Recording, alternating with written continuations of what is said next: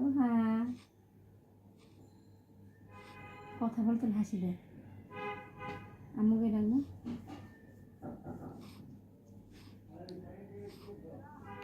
মামা কি করো?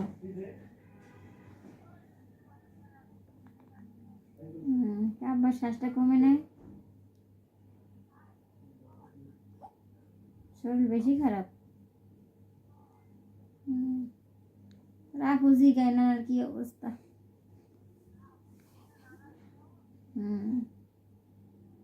মা মাথা হাত বেছে রাখো, চিন্তায় পড়ছে।